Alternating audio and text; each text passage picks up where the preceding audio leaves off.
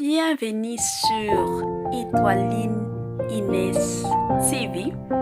Si vous êtes encore nouveau ou nouvelle sur notre chaîne, n'hésitez pas de vous abonner massivement, aimer nos vidéos, commenter et partager. Chez Étoiline Inès TV, c'est la qualité, la différence et la vérité. Famille mosusu bandeko nanga ezalaka bien tozalaka na mwa soni. Tozalaka na mwa soni soki papa akufi eki atiki biloko, atika biloko pona bana na ye. Atika biloko na ye teke no famille eya kozwa ba oyo baya kozwa te. Ba parents ebele batikaka biloko na bango pona bana na bango. Soki ba travailla dur, baolalaka balamuki na tongo baeke musala ezalaka pona bana na bango. Basalaka musala teke poke bino ba famille boya kozwaka biloko ya bana na bango te, ezalaka bongo te. Salut chers Bouchou, salut chers abonnés, salut chers connaissances, salut surtout les amis de Étoiline Inès TV. J'espère que vous allez bien. Quant à moi, je suis bel et bien super bien par la grâce de Dieu. Chers Bouchou, chers abonnés et chers connaissances, yalelo vraiment toye lisusu tozo kobaka na makambo ya papa Patrick Magnor. Ya oto koba nango kaka bandeko nanga parce que babilo mosusu e osala pasi. Soki biloko mosusu esali pasi en tout cas tokoya pe tolobi yango. Soki eza pe na makambo moko esengeli penza babongisa tokoya tolobango bandeko nangai. Je ne sais pas, communauté na biso ezalaka nini? Pourquoi soki muto akufi bandeko nangai ba famille surtout ya ba papa en tout cas bazalaka na temps wana te ya koyeba banoyo boye biloko ya papa omona bazo fuye bandeko nangai pour que bazwa biloko wana eza pasi. Bandeko nanga avant to kota na détail et kozala bien nanu to sensibiliser batu onyon surtout si c'est la toute première fois ya kokota na chaîne na biso, chaîne moko kitoko, chaîne ya batoli pas possible et pourquoi pas chaîne à bana nzambe. Je vous prierai surtout de vous abonner massivement. Abonnez-vous. Cliquez aussi sur la cloche de notification pour surtout recevoir les nouveautés de notre chaîne.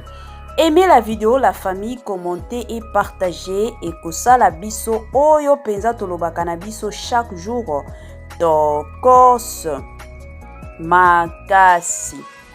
Bandeko nanga makambo ezande awa. Kandenge boyebi chaîne na biso ememelaka bino kaba makambo ya somo. Ememela bino kaba makambo ya somo bandeko nanga bovanda botia mwa mai na bino botia mwa sucre na bino mwa jus na bino bandeko nanga ezangaka te kote mosusu tozomelaka kote mosusu pe tozolandaka oyo ya bino ya chaque jour na kombo kaka moko ya Étoiline Inès TV na système kaka ya kitoko mingi makasi. Bandeko nanga kandenge toyebi biso nyonso ke papa Patrick, pasteur Patrick Musala Nzambe autaki kotika biso depuis le lundi oyo akufaki e osala pasi na communauté na biso toyebi ke ba nungu eza nango kandenge bomona ki déjà na chaîne na biso pe toyaki kosala mwa ba analyse sur ba nungu oyo toyokaki. Kandenge zalaka donc soki makambo eza biso pe tokoya tosali ba analyse banungu eza nango ebele bakolobake azalaki faux pasteur azalaki pasteur à lokuta donc ba makambo eza nango ebele comme je l'ai toujours dit soki muto akufi yango nde makambo ebimaka nango kilikili soki muto aza nanu envie en tout cas ebele ya batu bayaka kobimisa ba vérité te kata bamona ke mutu tela kufi nde bomoni mbala moko ba vérité ba secret ekomi nango kobima pamba ezalaka mwa bongo. Bandeko nanga ba makambo eza ya somo kandenge na lobaki toyebaki biso nyonso ke na papa Patrick akufaki siko na okufa papa Patrick wana eyaki kosala ke papa Patrick azalaki na ba telefone mibale ya iPhone. iPhone wana biso nyonso toyebi déjà na Congo na biso eza telefone moko eza cher, ezalaka Congo te partout, eza telefone moko ezalaka nango cher makasi. Mutu nyonso tu arrivaka toujours kozala na telefone ya iPhone. Ezala nani mutu nyonso tu penza arrivaka kozala na telefone ya iPhone. Sikoyo papa Patrick azalaki na ba iPhone mibale oyo azalaki nango. Alors kozala na iPhone azalaki pe na mutuka na ye ya Jeep oyo azalaki nango asombaki tango ka akomaki Congo. Tango akitaki kini nde na mutuka na ye azalaki nango. Sikoyo en tant que père kandenge toyebi papa nyonso susi na ye ezalaka komona bana na ye na esengo. Wana nde ezalaka susi ya papa nyonso. Toyebi ba papa ebele soki deja yebi ke nazokufa na ngai, la plupart ya ba papa omona basali na bango ba testament oyo tobengaka na anglais will.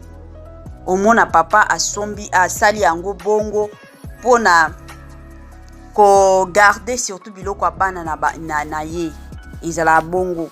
Yango bomona ta papa mosusu akoluka avocat poke surtout papa bazalaka na bambongo et puis papa o babota nde balukaka mingi ba avocat pona kolandela biloko ya bana na bango. Siko papa mosusu baza na bango na moyen te ata soki babota te omona kaka akomi na ye testament na ye quelque part soki aza na ba mapango aza na bandako akomi tout. Ndako boye na otika ngo epa ya mwana kingandi, ndako boye na otina ekozala ya mwana boye, mutuka nanga soki nini nanga ekozala ya mwana nanga boye ezalaka bongo. Na ba coutume na mosusu kutu ba ekolo mosusu tomonaka soki papa akufi bakoya kozwaka bilamba ya papa na basapato ezala bongo. Mona bilamba nyonso bazwi. Siko batata mwasi mingi ndo mona aye asui mwa sani, azui mwa kopo, azui mwa zungu kandenge ezalaka moko me batikeli mama bayebike mama aza na ndako. Ezala bongo. Siko pona ka ya papa Patrick parce que mwasi na ye na kombo ya Clarisse atikala na ye na États-Unis. Donc bazalaki na bango na séparation de corps kandenge boyebi atikala kuna. Siko papa Patrick azonga. Toyebi te babilo mosusu ba bien nini oyo papa Patrick atikaki kuna. Mais je m'excuse, sur place na Congo bandeko nanga papa Patrick azalaki nde na mutuka ya Jeep. Tango okitaka kinu wana mutuka na ye ya Jeep na ba telefone na ye ya iPhone mibale. Pona ye mutuka na ye ya Jeep wana ezalaki pona mwana na ye ya liboso na kombo ya Patricia. Parce que mwana na ye ya mibale ya mobali obo mona kuna azakaka na États-Unis place papa na ye azalaki. Azaka kuna azobunda na ye na vie.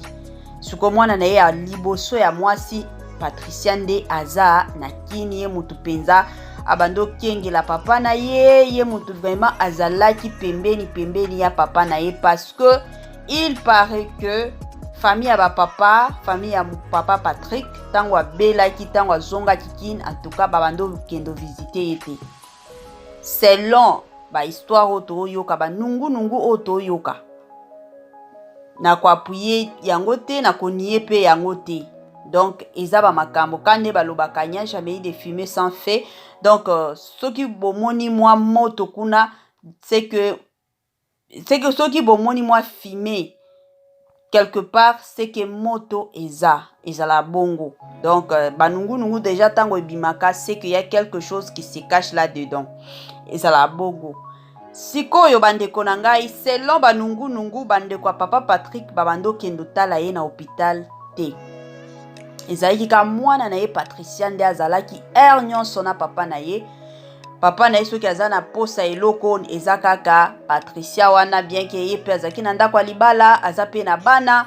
Donc azalaki tout le temps kokendeka kotala papa na ye. Yango papa na ye alingaki a récompenser mwana na ye atikela ye mutuka wana ya Jeep.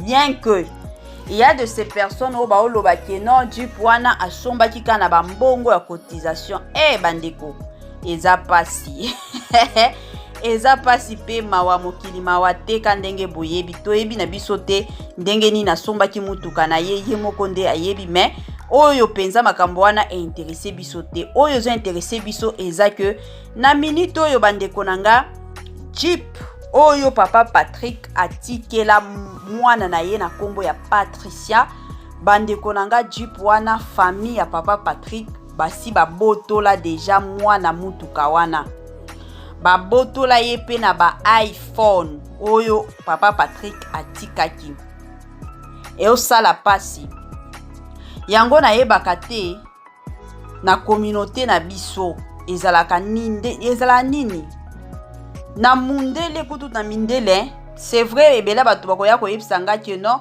o salaka comparaison na biso na mindele te oui c'est vrai mais bablo mosusu biso pe il faut to changer parce que mingi elateli ya biso lelo ba façon na biso ya ko vivre to landaka mindele yango biso pe exemple to pe saka ya mindele en aucun jour au bomona ke mundela kufi famille ekomi kowelela biloko jamais mindele bazala bongo te mais pourquoi nous les Bantous tozala bongo soki bomoni ka ke non papa akufi batata mwasi ba papa leki bakomi koya kilikili na ba o babando ya te tango papa abando bela bomona bango tout na yebite soki babengaka bango ndenge nini omona tout bakomi koya eloko a liboso nanu ezalaka soki papa aza na bapango bandako aza pe na mutuka ezaka eloko a liboso ndako na mutuka toza na besoin mikanda soki mutuka toza na besoin ya contact bandeko nanga ezalaka nini bandeko nangai tango papa asufriraka na mwasi na ye to soki azaki na mwasi na ye te aza ye moko parent nyonso papa nyonso alamukaka na tongo azokendo sala pona avenir ya bana na ye pona bénéfice ya bana na ye parce que soki lelo bana na ye baza na mokili oyo eza teke bana mbango moko nde balingaki bazala ezali volonté ya baparent volonté ya baparent nde esalaki keno bana bazala yango tomonaka ata na bato mosusu keno azwi ze malongoli na ye parce que ayebi ke naza na nga prêté ya ozala parent mais soki omoni deux personnes mwasi na mobali bandimi na bango babota seke baadmin balobi ke non tokozwa responsabilité wana en tant que parent toza wana nous allons travailler dur nous allons nous battre pour que mwana na biso azanga eloko te sikoyo ya mawa pe ya pasi ezande na communauté na biso biloko oyo ezo se répétaka mingi bien que toyaka kobetela ngo sete mais ba situation oyo ezo s'empira kaka dans quel sens omona papa ya bato a travaillé dur pona bana na ye et du coup bomona ka famille tant papa azo kufa famille ezoya bango nde balingi bazwa biloko nyonso te bo pesa mikanda ndako wana surtout soki papa aza na mwasi na ye surtout basi nde bamonaka makambo omona bakomi kofinga mwasi bakomi kutu komenase mwasi yo muto obomi ye yo muto olie ye nayebi te soki ezalaka nini bandeko na biso génération ya lelo babiloko ya bongo il faut kochangeaka nasengi na bino na kombo ya nzambe tochangeaka vraiment babiloko wana ezalaka nango bien te eza biloko moko ya mabe makasi tochangeaka bandeko nanga ekosunga kitoko wapi tokoki kochange génération oyo na système moko ya bien na ndenge moko ya bien bandeko nangai babilo mosusu biso pe tokoki kochange yango lamuki pe na tongo bolobi te génération oyo il faut tochange bo travaillaka dur soki nzambe apesi bino pema oza na pema oza envie travaille aussi dur pour tes enfants kolandaka te ke na ozelaka le jour grand frère nanga kokufa le jour petite sœur nanga petit frère nanga kokufa pour que la kendo zwa biloko ça n'a pas de sens. Travaille dur o travailler penza dur balobaka o travailler penza dur omona ke non tango atande kona ya kokufa kutu okomikotisa na makambo na ye te. Pourquoi? Parce que oza na yo na ba bien na yo, oza na yo na biloko na yo. Donc moyen wana olobaki non na mikotisa na sala boy na zonga boy ekozala nango te. To sala génération alelo bandeko nanga to la mukaka to kendo sala to lukaka misala to zalaka ba paresseuse na ba paresseuse te. To salaka soki to sala to bando anviaka biloko abatu mosusu te, to bando anviaka biloko abandeko na biso te neti na minute oyo e osala soni. Yango na lobaki ata na ebandeli ba famille mosusu to zala na soni. Papa Patrick atiki biloko pona mwana na ye, pona bana na ye. Ezala ta soki bandako eza pona bana na ye. Bino famille boye kaka bozwi ka bilamba ka ndenge ezalaka. Bozwi bilamba, bozwi ba sapato. En ce qui concerne les téléphones, botika mwana na ye asepela na bonheur ya papa na ye. Mituka botika mwana kutomona kama ba famille mosusu omona bakomi kolobela sur biloko papa atika kito mona. Mutuka wana kotambola te, ndako wana to mona soki bakotonga ngo. Et c'est sûr soki bozotala bien te et que mwana bato aza muto ba prière te yango bomona ka bilo mosusu et komi ko marcher nango lisusu te, parce que baloba makambo ebele.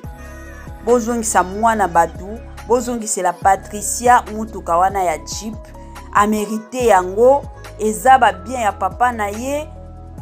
Ba biloko abongo obandata ko kanisela papa na ye, s'il vous plaît.